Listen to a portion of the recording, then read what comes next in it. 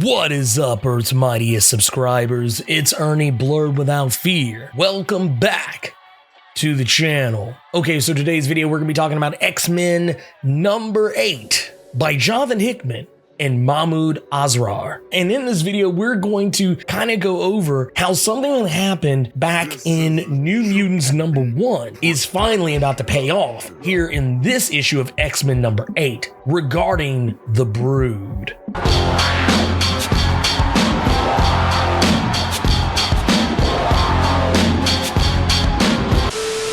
Wait, that's the wrong Brood. I meant this Brood.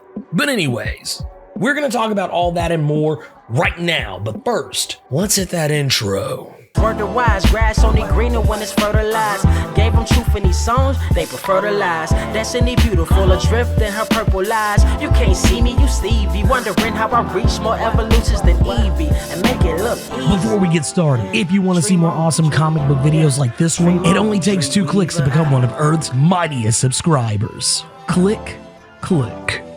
Since the New Mutants have returned, as of, I believe it was New Mutants number 7, one of the little small details I think a lot of people probably would have overlooked, considering the fact that it wasn't really talked about very much outside of a couple of issues of New Mutants, namely New Mutants number 1 and 2, is that the New Mutants have a whole-ass Brood King egg in their possession. Wolfsbane has just been holding on to it and using it as window dressing because as far as they're concerned, they want it and it's theirs to keep. They don't even really completely understand what it is or what it even means. Something that I kind of felt like Corsair would have explained to them at some point, but then again, at the time, they were in kind of a spaghetti western style Mexican standoff at the time that it came up. So maybe not. The problem with the King Egg is that the Brood can smell it, they can sense it, they know exactly where to find it. They can smell it from galaxies away. And now that the Brood King Egg is on Earth, specifically on Krakoa, that's exactly where the Brood are heading. And that means that the Brood are going to go to war because there are over 6 trillion drones and about roughly 1,000 queens across 10,000 worlds. And what that means is that they are all going to converge on each other for the right to hatch the King Egg. That means war is coming to Earth, and more specifically, coming to Krakoa. And it's a war they can't stop. Matter of fact, we still have Brew, who is also on Krakoa. Now, once again, I know a lot of people get confused because they're always like, oh, well, only mutants can be on Krakoa. But we have proven that that is not exactly the case. Look no further than characters like Shogo, Jubilee's own son, who is not a mutant. We also know that characters like Lockheed and even more specifically Warlock, which by the way, I got a video coming up on Warlock that is going to be a members only video. So make sure you click that join button if you want to catch up with that one here pretty soon. I'll have that out probably sometime before the end of this week. Now, yes, Brew is technically a mutant, but not in the same way that the other mutants of Krakoa are. Much like with Warlock, he is a mutant of his species, which is to say he's just different. He understands compassion and emotions and things of that nature. That's what makes him an aberration or an abomination in regards to other Brood. And while walking around with Oya, who, by the way, I just want to point out that I am so happy that she is back. I am just, I was over the moon about it. She doesn't do anything in this issue, but still, the point of the matter is she's around. We'll address the whole issue of her just being window dressing for this issue at a later date. Hopefully that's something that doesn't become a regular occurrence because I got a bad feeling. Anyways, point of the matter is that Brew realizes the New Mutants have this egg, and he tries to warn them that they have done something incredibly reckless, and they are about to bring Brood warfare to Earth. And no sooner than he says it, it's already happened. The Brood begin attacking Krakoa in mass, to the point that Cyclops and Havoc and Magic, they all have to galvanize the rest of the X-Men, some of which were already passed out drunk, Vulcan namely among them, who Vulcan is a very interesting one. We'll talk about him in just a minute. There's a little tidbit I thought was very interesting about him in this issue, but at the end of it all, once Brew is able to communicate with Jean Grey and Cyclops what's actually going on, they come up with a plan to get rid of the King Egg and take it somewhere far away. Now, what Cyclops is trying to do is he's trying to lead them away, making them follow them back to the Earth's moon first, and then jump towards Shi'ar space.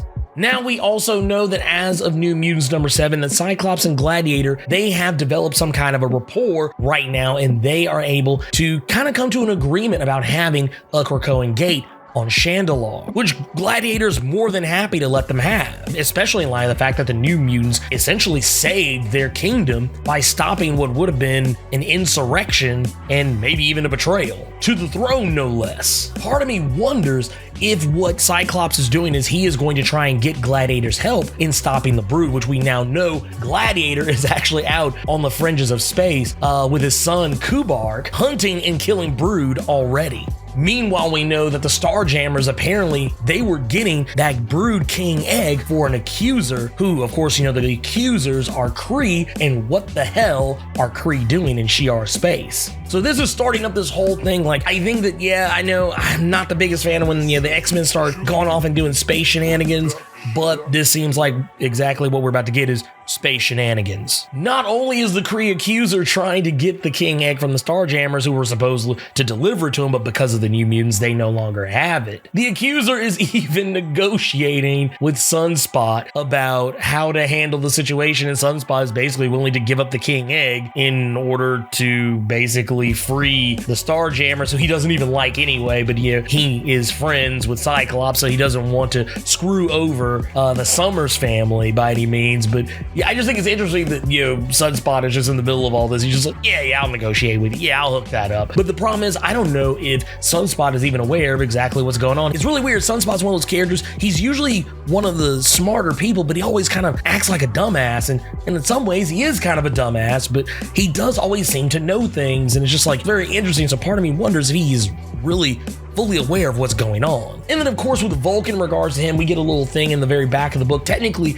at the beginning of the book, talking about the fallout of the original War of Kings, talking about what happened in regards to both Gladiator, Black Bolt, and Vulcan. Now, the first two aren't that important because as of New Mutants, of course we know what was going on with Gladiator. And Black Bolt, we know he never died. Even by the end of Death of the Inhumans, he's still very much alive. And Vulcan, of course, we know they make a little update in says Vulcan never died. One thing I find very interesting in this is that, of course, Black Bolt and Vulcan fell into the fault during War of Kings. So it's very interesting to note that, yes, somehow it was this thing that no one is supposed to be able to survive, yet two people have clearly survived it. More importantly, as he's drunk, he seems to be having dreams about still being in the fault. So I feel like that's probably going to end up playing a part in something later. We don't really know yet. But anyways, that is everything from X-Men number 8. This issue was a little bit more light. The X-Men proper is more of a series of one-shots, so I don't expect this to be followed up in next week's issue. That's just not how this comic really works. This is just kind of a way to pay off certain storylines that have been kind of laid out. And this is how Hickman is basically addressing things that people aren't catching up with, as far as like plot threads that he's left out. I know some people think, oh, they're plot holes, but he's been very vocal about the fact that if you see something that looks like a plot hole, it's not. It's something that he's saving for later to address, and that's kind of where X-Men comes into play. But